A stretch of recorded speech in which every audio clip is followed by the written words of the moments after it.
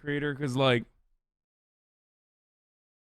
I keep seeing all the like crime channels that I've been watching. I mean, I respect what they do, okay? But I keep seeing like the content creators that I've been watching follow me on Twitter and stuff, and I get scared because I'm like, fuck, what if I said something? What if I said something where I just like roasted them? You know what I mean? I love all of the content creators that make all of these videos. Otherwise, I would just literally talk about politics all day, and it would be kind of boring after a while. I do shit on everybody. Yeah.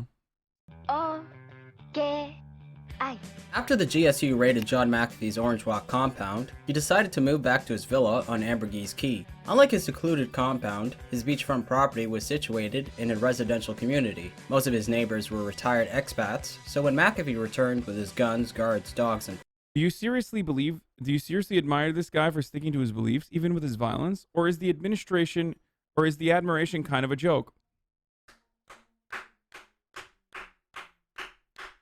You did it. You arrived at something that's a joke without me literally telling you that it's a joke. I'm proud of you. This is progress, okay? This is actually progress. That's very cool. I'm unironically proud of you.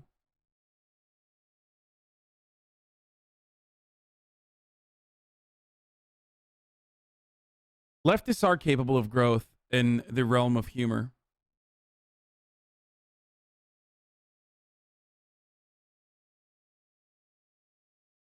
It's good. No, I'm not joking when I say I'm proud of you.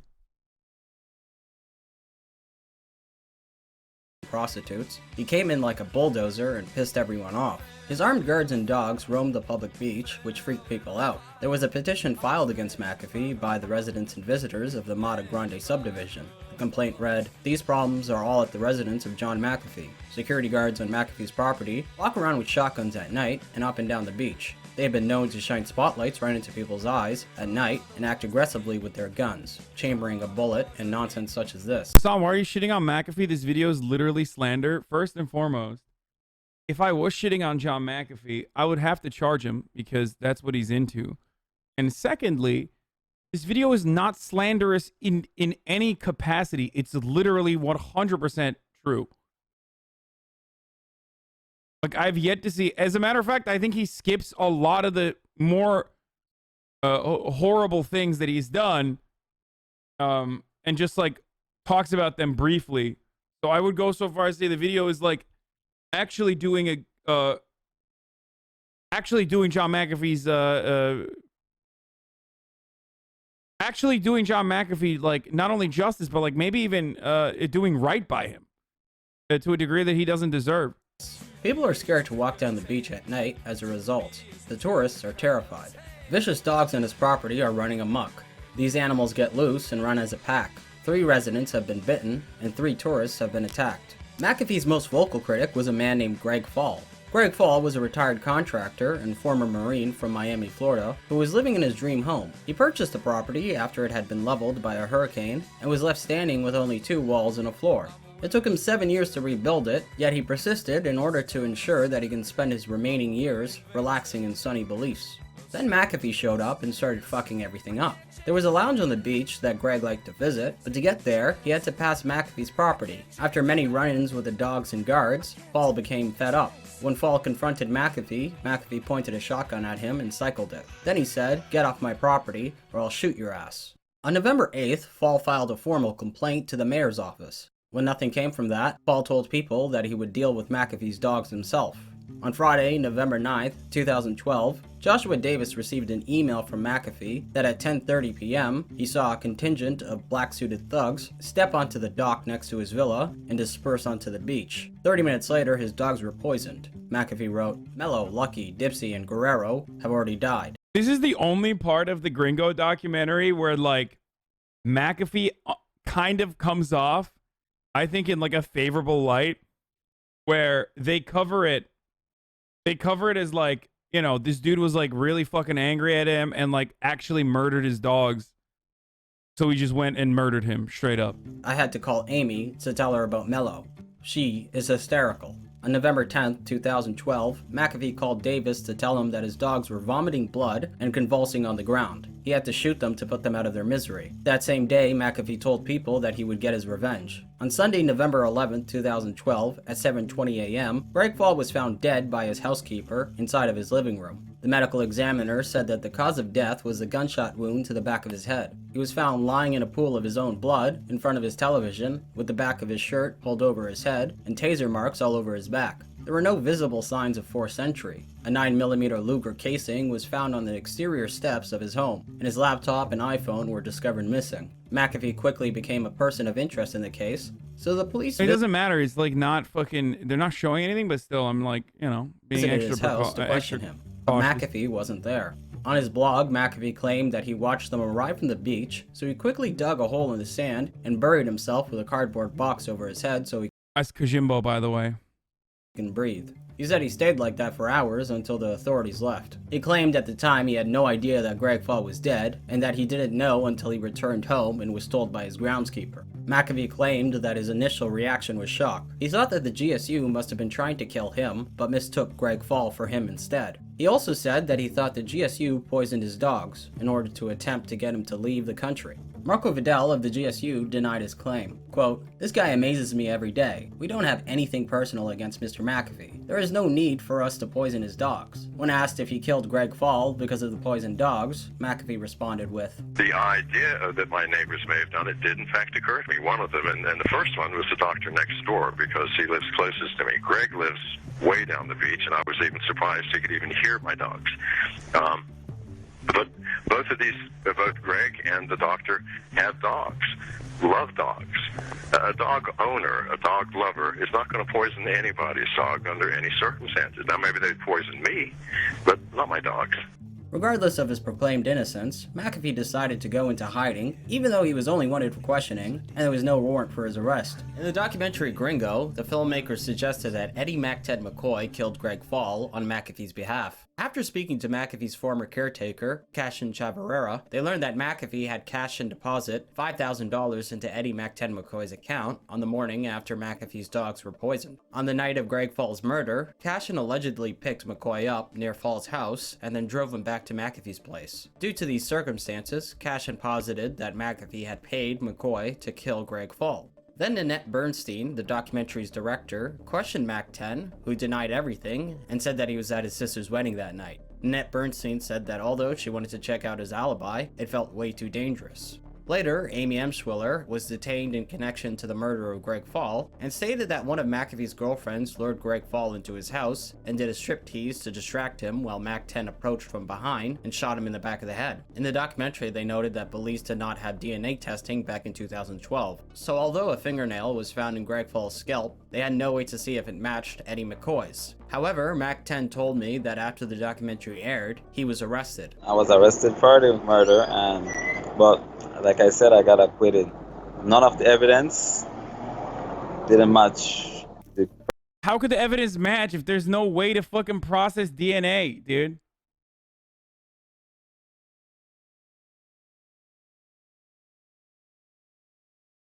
That's crazy. Oh man, yeah, none of the... There was no evidence, dude. Prosecution branch, they dropped it before it even got bigger, because they didn't have any evidence that's strong enough to go to court. So they dropped it right away. And found out it wasn't true, or it was a bunch of crap. So why would you go to court looking stupid with a bunch of crap, or take a bunch of crap to court? Or it's just because someone's saying it in a documentary, and when they looked up trying to get any evidence concerning it or from the documentary, nothing matched what the guy said wasn't true, right? Because first of all, if you wired $5,000 to someone's account, they should have record of that money. They went to check, there was no record. Then my alibi was I was at the wedding. There was several people that know me. Everyone there was little neighbors, friends, family, and everyone did came out and speak that I was there. So, that's how overwhelming amount of people talking on my behalf. I was at the wedding because it was my sister's. So why would they lie, right? And they did our investigation and found out that I wasn't there, so they couldn't go ahead and charge me and pin it on me. So they had to release me. By then, it was a few years after their initial investigation, and the Belizean authorities now had a way to test his DNA. He told me that the results came back as negative, and also that his alibi checked out. Moreover, the $5,000 was never documented as being wired to his account. He said that he's currently involved in a civil suit against the documentary filmmakers. I emailed the Belizean Police Department to confirm Mac 10's statements, but I'm still waiting for their response. If they get back to me, I'll stick you an update in the comments below. Do you think that McAfee killed Greg Fall? I'm not. McAfee is. I'm not sure. Me personally, I don't think he can kill anyone personally. He just carry guns, but I don't think he even know to use his. So I'm not sure about that. Do you think he hired some people to beat and publicly execute David Middleton? Well, that's the next thing. I heard about it, but it's hard to say. There was a lot of story about it, but no one knows the truth. But could be. Could be. CBS 5 reporter Joe Vasquez in the newsroom with a strange tale of the software multimillionaire who may be in trouble with the law. Joe? Yeah, and this is such a bizarre situation. In fact, several reporters who've interviewed him in recent days describe him as erratic and eccentric, and he's recently been keeping company with gangsters. Now, John McAfee is on the run, refusing to talk to the police about the murder of his neighbor. There are two versions of the story pertaining to McAfee's time on the run. One is the factual version of events, and the other is a highly exaggerated, fantastical bit of fiction written by McAfee himself. First, I'm going to share McAfee's because it is fucking hilarious. By disguising himself, he claimed that he was able to spy on police officers and reporters. He dyed his beard light gray, covered his skin with dark shoe polish, and stuffed his cheeks with bubblegum to fatten his face. He made his nose appear awkward and lopsided by shoving a shaved tampon into his right nostril. Okay, dude, what the fuck? Oh, holy shit. That was... He wore ragged clothes and draped a serape over his shoulders. He walked with a limp and hunched over to appear 6 inches shorter. Posing as a peddler of Guatemalan woven goods, he watched his home while pushing a fixed-gear bicycle up and down the beach. One day, he'd look like a tamale and burrito salesman. Cancel the dead man? No, we're talking about the YouTuber using blackface. I think he's black, though. The YouTuber is. The next day, he'd pretend to be a drunk German tourist with a partially bandaged face and an oversized Hawaiian shirt over Speedos. From the beach, he watched police raid his home several times. He watched them dig up his dead dogs and cut their heads off. Weirdly enough, that actually happened. The police were looking to see if the bullets he used to put down his dogs matched the one used to kill Greg Fall. After his reconnaissance from the beach, McAfee claimed that he spent weeks hiding out with Samantha in the jungle. He said that they moved every 4 hours to throw off their pursuers. He hid by laying on the floors of taxis and sleeping on mattresses infested with lice. McAfee wrote that he had been preparing for his escape since the GSU raided his compound in April of that year. He claimed that he began a 6-month surveillance operation with the help of a network of people who could not be followed. He said that he gained access to secret government information by donating 75 cheap laptops to government officials that were installed with keystroke logging software. He said that he hired the mistresses of government officials to bug their homes and offices. He also claimed that he had access to the donated laptop's webcams and microphones. By doing all of this, he claimed that he was able to stay one step ahead of his pursuers at all times. Additionally, he said that he uncovered a massive human trafficking conspiracy between the Belizean government, Hezbollah, and the Los Zeta cartel. Apparently, the Belizean... Okay, so he was talking about the Belizean government. Okay, so here's the funny thing about this, okay? Why is it that it's always fucking libertarians who are like literally in the process of like sex trafficking minors, which is what he's doing very openly and very well in a very well documented capacity. Why is it always those people who are like the government are doing sex trafficking?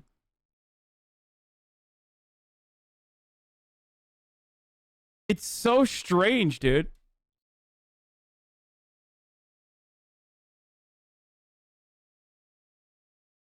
Like, when he says he wants to kill the Sinaloa cartel, I feel as though that is coming from a place of jealousy. You know what I mean? Like, he's just jealous that, like, the Sinaloa cartel has been significantly more effective as, like, a business entity than he ever could have imagined. Whether it be making drugs or doing a bunch of crimes, or even taking over an entire region and controlling it, like as a form of government. Like, he tried to do it in fucking Belize and failed, basically. So he was just like upset that's why when they asked him, hey, who would you kill if you had the opportunity? He's like, the Sinaloa cartel. It's because he was jealous. Government was issuing passports to Hezbollah terrorists Sinaloa, in order to infiltrate the United States, with individuals having links to terrorist organizations. While, quote, Hezbollah is using the Zeta drug transportation network to transport something similar in weight and size to the drugs that the Zetas know so well how to slip into the States. In return, Hezbollah is providing know-how to the Zetas in advanced weaponry. I'm not making any of this up. By late November of 2012, he was off to Guatemala with 2 Vice magazine journalists, Amy Emschwiller, Samantha, a guy named Keith, and his driver, Tom Mangard. McAfee wrote that he used subterfuge to thwart the Belizean government's effort to capture him. He said that he had advanced teams driving ahead of him and reporting activity at checkpoints. He claimed that one of the advanced team drivers was a man who legally changed his name to John McaFee 30 years prior and had been acting as his double ever since. His other plan to pass checkpoints involved the rain. Brilliant. McAfee had a hunch that the Belizean authorities never did anything whatsoever while it was raining. He wrote that because of the rain, they passed all checkpoints without being stopped. He also posted a photo of an officer leaning on the hood of a car with others huddled inside. I can't comment on the veracity of the Belizean authorities' supposed allergy to rain, but there is one thing that I can confirm that McAfee actually did do. While driving towards the southern border, he did trick the press into believing that he was arrested in Mexico, and there's footage of him doing this. He was arrested with a fake ID, and so you cannot give them the name of that ID. He got arrested with a fake ID, so they don't know that it's him that they have. Okay, so that was something, right? Needless to say, it's mostly bullshit. So now it's time to go over the real story. After Greg Fall was found dead, McAfee did go into hiding, but definitely not in the dense jungles of Belize. Instead, he sat cozy in a motel for the next 3 weeks, rather than keeping a... Damn, dude. Just absolute madness that he was able to evade the authorities by driving around and staying at a hotel. Remarkable, really.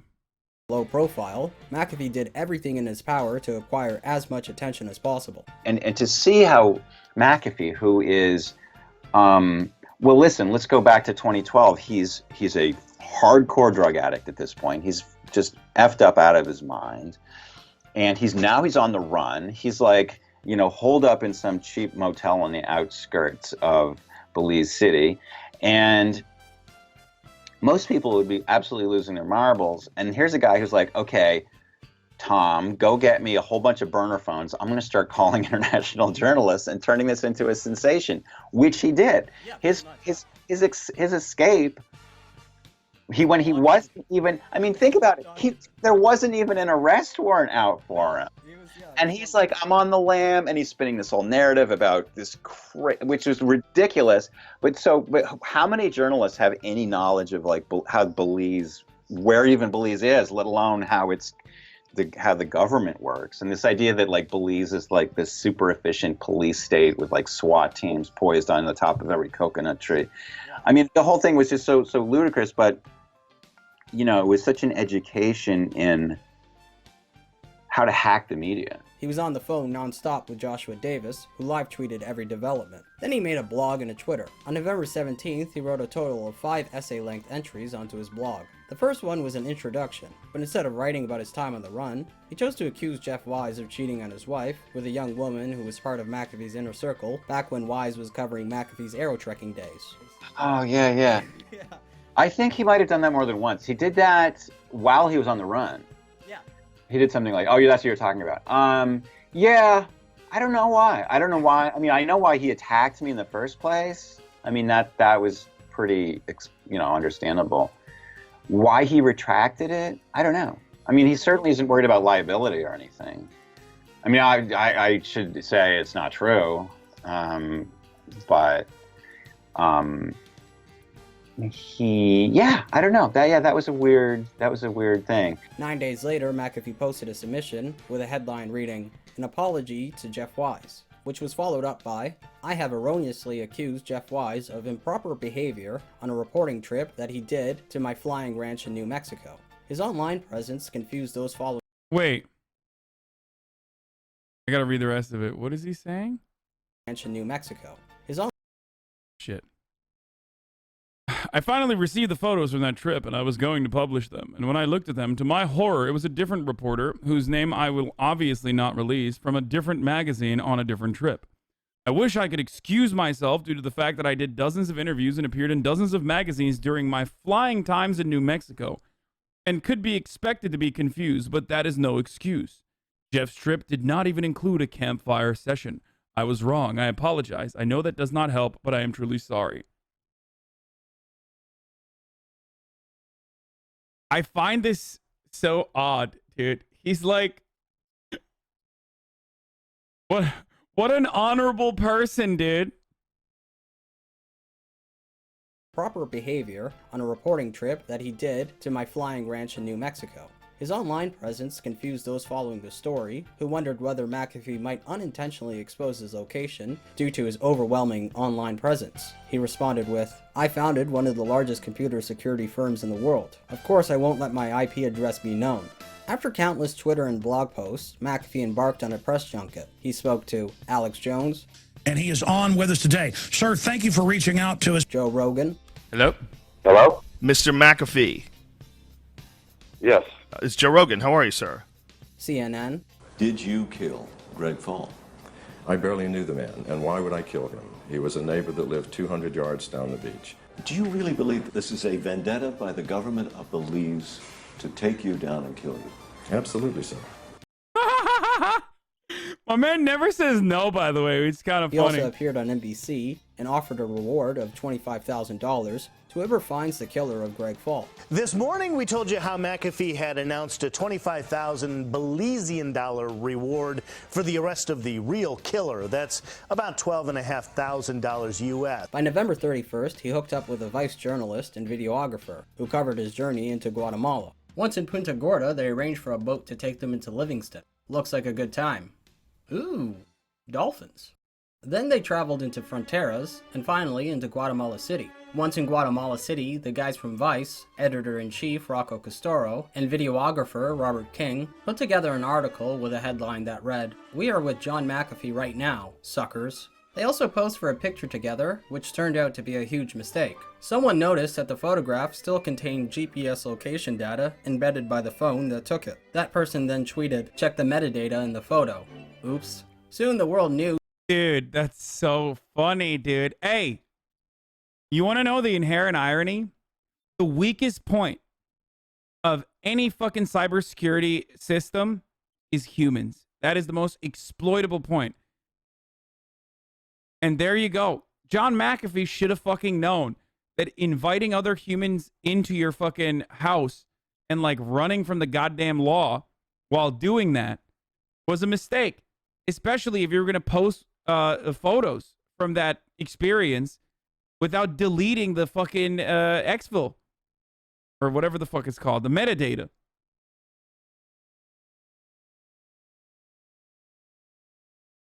Exfil, whatever, the metadata. Even I know that, and I don't even know what it's fucking called. John McAfee's exact location, which was poolside at the hotel and marina, Nanawana, in Isabel, Guatemala. In response, McAfee tried to bluff his way out of it. He claimed that he knowingly disclosed his location in order to throw his pursuers off of his tail. After Robert King from Vice went online to echo his assertion, Matt Honan of Wired.com wrote that he followed an egregiously stupid action with a far worse one. By lying for John McAfee, King, a photojournalist, was intentionally aiding and abetting a fugitive. Vice later put out a statement saying that it wouldn't comment about its reporting the McAfee case. By the way, This is such fucking 2012 Vice, dude. They used to do shit like this all the fucking time, dude.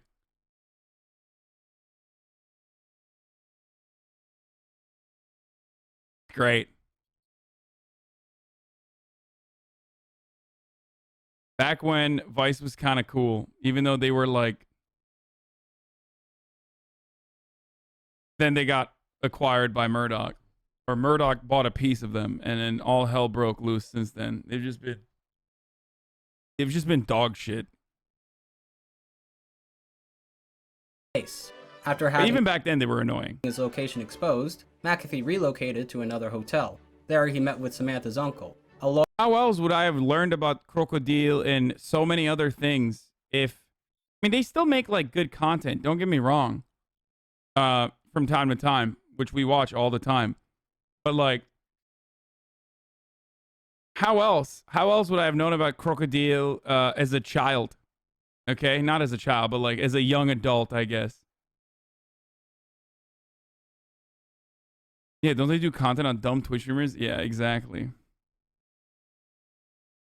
North Korea. They did so many cool videos. They were terrible. Lawyer and the former Attorney General of Guatemala, Telesforo Guerrera, who he hired. The cannibal warlords in Liberia. While enjoying a delicious-looking breakfast, McAfee had some kind words to say about Samantha. She is a remarkable young woman. Or not I the love her cannibal very much. warlords in Liberia. Where were the cannibal warlords in?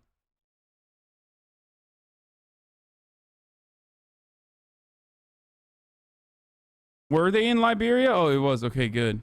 Yeah, General Butt Naked. And we are getting married. So, Good one on Colombia drug that... Yeah, I remember that one too. The Colombian drug that makes people act normal but then forget everything that happened the next day. Dude, fortunately, you will have a potential criminal in the family now. Then he went for a haircut and had his gray roots touched up. After all, he had a press meeting to attend, so he had to look presentable. He told press that he planned to seek asylum in Guatemala and to share documentation proving the intense corruption at all levels of the Belizean government. On December 6th of 2012, McAfee was arrested outside of his hotel by Interpol for entering the country illegally. He was then taken to a detention center. Although he had been arrested, he seemed upbeat, writing on his blog, quote, "I'm in jail in Guatemala, vastly superior to Belize jails. I asked for a computer, and one magically appeared. The coffee is also excellent." Guatemalan authorities kept him there while they waited for the foreign ministry to give word of what to do with him. Both the Guatemalan and Belizean authorities were left scratching their heads. The Belizean police put out a statement saying that there was no warrant for McAfee's arrest. And Guatemala's foreign minister said that although his government was unaware of any arrest warrant, he would study McAfee's asylum request once presented. According to an unnamed source in the Guatemalan government, there was no reason to detain Mr. McAfee because there was no legal case against him pending in the country. It was unclear why McAfee even sought asylum in Guatemala, since there were no restrictions on his travels, so he didn't even need special status to stay in the country. The Prime Minister of Belize, Dean Barrows, summed it up succinctly. I don't want to be unkind, but it strikes me that he's extremely paranoid. In fact, I would go so far as to say bonkers. Still, McAfee did enter Guatemala illegally, and even though there was no extradition treaties between the countries, Guatemala intended to honor Belize's request to send him back. In response, McAfee took to his blog with a plea. Please email the president of Guatemala and beg him to allow the court system to proceed to determine my status in Guatemala. Later that day, McAfee suddenly collapsed in the detention center and was rushed to hospital. Then he was carried out of the detention center on a stretcher and taken to the hospital with a gaggle of press in tow. Watching the footage, it's immediately obvious that he didn't have a heart attack at all. Regardless, it was reported that his lawyer said he suffered from 2 mild heart attacks. His hospital stay was brief. The doctor who examined him said he was fine. His heart rhythm and blood pressure were normal, and he appeared to only be suffering from high stress. A few hours later, he was taken back to the detention center. McAfee later clarified the situation, stating that it was all a ruse in order to take advantage of a window of time which would allow an appeal to go through before he was deported back to Belize. Within a few days, it was announced that he would be placed on board an American Airlines flight to Miami. After being escorted to the airport by Guatemalan officials, McAfee told the press this. I've been running through jungles and rivers and oceans, and I think I need to rest for a while.